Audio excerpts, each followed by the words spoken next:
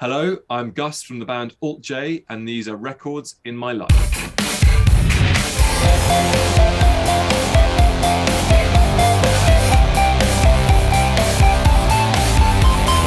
Don't be afraid to make money, boy. Don't be afraid to make money, boy.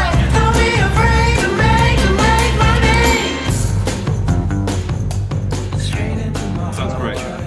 Thanks again. I know you were just said you were in the studio for 8 hours. I really appreciate. It's all good. It's all good. I'm very. I love doing this kind of thing. It's fun. So looking forward to it very much. Okay, thank you so much for being on Records in My Life. We really appreciate it, Gus. Where are you cloistered today, or where have you been cloistered during the pandemic? Well, so right now I'm back at home. I'm in my sort of garden shed office here in London. But I've been down in the studio today. It was our first proper day back at rehearsals for 2022. So we were in for 8 hours today, going through the set list and trying to, sort of get some rust off the songs old and new, but it felt good. Tell us a bit about the record, who you collaborated with. Do you have a favorite song? Yeah, so yeah, you're right. So the album's out on February the 11th. It's called The Dream. We as ever, we worked with the producer Charlie Andrew.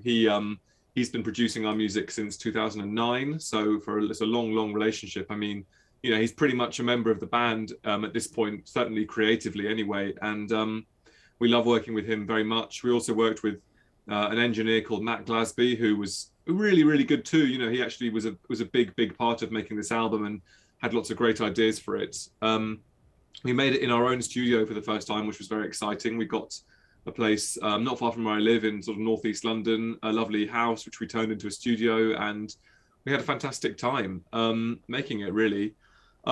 Favorite track, I think the opening track on the album, Bane, might be my favorite. It's kind of a bit of a journey. It's sort of 3 songs in one. It incorporates some really old ideas that we've kind of always been sort of saving for the right song, and also some very new stuff that was written in the last couple of years. So it's a nice kind of statement of where we've come from and where we are now as a band, all rolled into one quite epic song.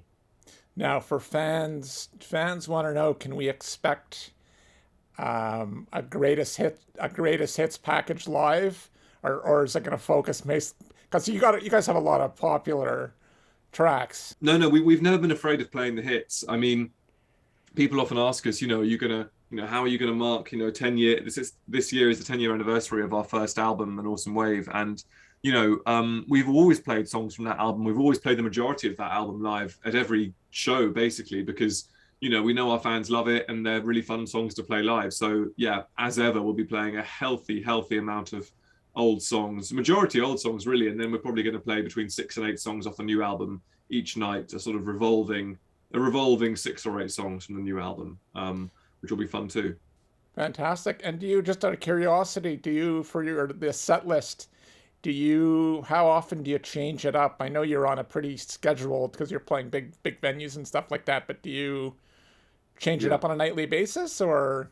We're planning to this time. I think, in the past we've not done so, because I think sometimes, like lighting designers and stuff, they like to stick to the same set list. But I think we thought this time, because we're on our 4th album now, we've got loads of songs. We've got more songs that we want to play than that which we can play in our kind of hour and 40-minute set. So yeah, we're going to try and change it up more. I think we'll stick to some key, fulcrums within the set, first song, last song, encore, that kind of thing. Probably won't vary much, but in the middle, yeah, we'll be changing it up every night, I think, which is really fun, because actually it really makes for a more entertaining gig for us if we're playing a different set list than what we played last night, rather than playing literally the same thing every night. That's when you can start to get a bit jaded and sort of lose the love for playing live. But I'm looking forward to keeping it fresh on this tour. Yeah. Gus, you've been a true sport after doing Records on My Life after 8 hours in the studio. We really appreciate it. This show is about you, the artist, and the records that have inspired you. Let's go back to your youth when you heard that one record or that one video on MTV Europe or whatever you were watching. Which is the one that truly inspired you to start making music? I think the record that really changed my life as a teenager was probably Youth and Young Manhood by Kings of Leon. It was their first album. It came out in 2003, so I would have been 14. I think up till that point, I felt like I'd really just been following the crowd a bit musically. I'd not really developed my own taste in music. I was sort of like vaguely thought I liked, Limp Bizkit and stuff people were listening to at the time. And I think with always a nagging sense that perhaps I didn't actually like it that much. And then I went into my local, I think I might have heard Molly's Chambers on the radio. And I think I went into my local record shop in the town I grew up in. Sadly, it is no longer there and actually closed not long after this story, called Hedgehog Records. And I bought their first album and, took it home and just absolutely, adored it, couldn't stop playing it, took it into school this would have been like August 2003, went back to school in September, took it into school with me, to play on the CD player in our study. And, it kind of it just opened the doors to so much amazing music. I think I started buying NME as a result of that. Then I threw myself fully into the whole kind of indie rock scene at the time and really found my people and my bands. Speaking about your people and your bands and stuff, you guys started at university in Leeds, I believe you met. Which records were you at that stage of life? Which records were you guys bonding over? Well, that was in 2007, which was when In Rainbows by Radiohead came out. I think that was a very important album for the band. Joe and Gwyll, so we were a four-piece back then. Gwyll was our extra member. Those two, I think, had been fans of Radiohead for a while, but Tom and I hadn't really listened to Radiohead much. So it was interesting because that album obviously marked quite a change for Radiohead, I would say, from their previous work, or certainly another step forward, let's say. But we all just loved that album. We just thought it was so incredibly inventive and sort of poppy, but at the same time left field. As Radiohead always are, really. That was then a sort of catalyst for me to go back and discover their earlier stuff and then to stay a fan and keep listening to their later records. But yeah, I think the big one for us was In Rainbows. Keeping on the school subject, you get a job. This is hypothetical world. Oh, okay. You get a job a la Jack Black, rock school. Yeah. Which record do you send the kids home to inspire them musically and socially? It's probably a bit of a cliche or a common answer, but I can think of few records as inventive and as groundbreaking as Sgt. Pepper's Lonely Hearts Club Band. I think that, in terms of teaching students, how, whatever instrument they're playing, I think, whether it's drums, guitars, vocals, anything, there's something on that album to really inspire them. And I think it's an amazing studio album. It's an album that really sort of I think took what could be done in the studio to new places at the time, and it still sounds incredibly fresh 56, wherever we are now, 55 years later. It's incredible, unbelievable, really, that it was made in the mid 60s. That's just crazy. I believe your band before Alt J, same group of fellas, was called Films, if my research was correct. Yep.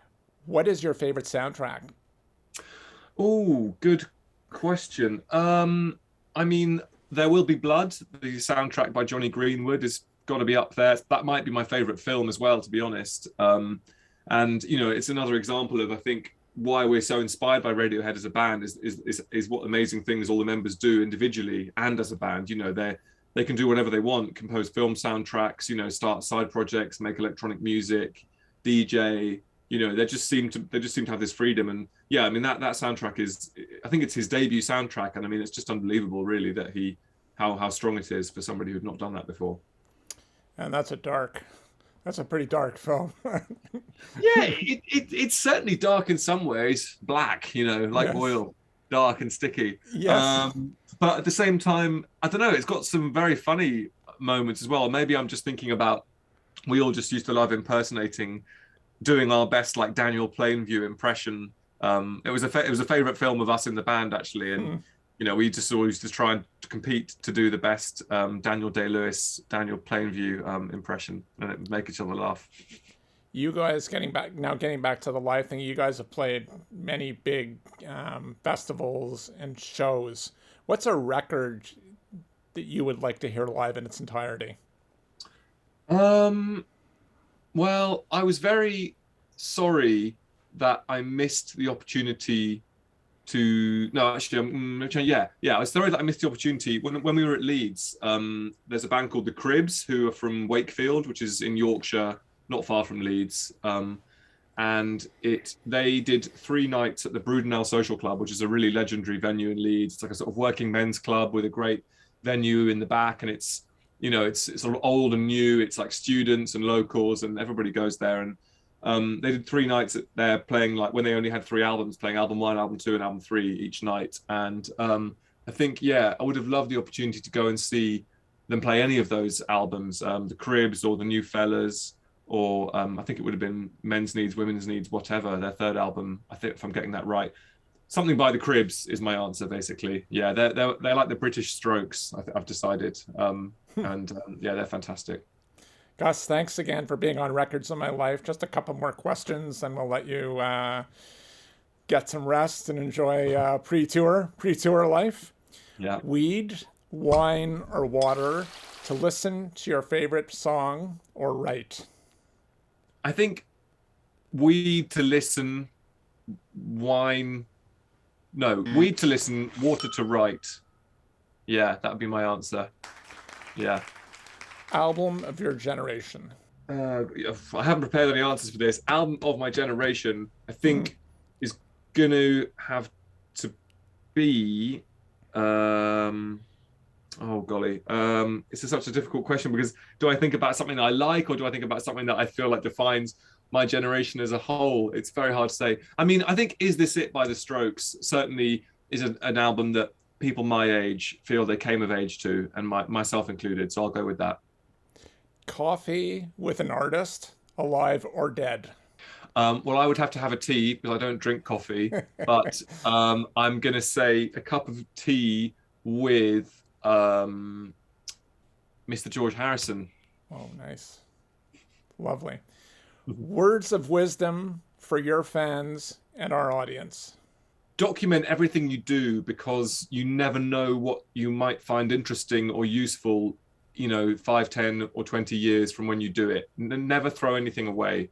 I don't mean become a hoarder, but, creatively speaking, hold on to everything, because you never know, what you might really, really miss, later down the line. Speaking from experience, I wish we didn't keep any of our old demos we recorded back in Leeds. Just like, we're careless with them, got new phones, got new laptops, didn't back stuff up, and it's a real shame. I really wish we had those early demos. Valuable advice. Thank you. Thanks so much for taking the time to do this. I know you're super busy, and we really, really appreciate it. And have a great evening. It's a pleasure. Thanks. It's really fun. Thanks for having me on. And all the best. Thank you. We look forward to seeing you in Vancouver. Live music. It's, Yes, absolutely. VCBC. I can't wait to get there. It's a beautiful, beautiful city, and going to have my wife and my son out there with me. Can't wait to be there. Yeah. Enjoy it all, and best of luck. Congratulations and best of luck. And we'll see you soon. Thank you. Thanks very much. All the best. Care. Bye-bye. Bye-bye. Hi, I'm Mark Henning, the director and editor of Records of My Life. Guess you liked it, because we're here at the end of the video, so hit like, leave us a comment, and subscribe. And if you're feeling supportive, consider clicking over to patreon.com/RIMLTV, and you can help us out there. Cheers. See you next time.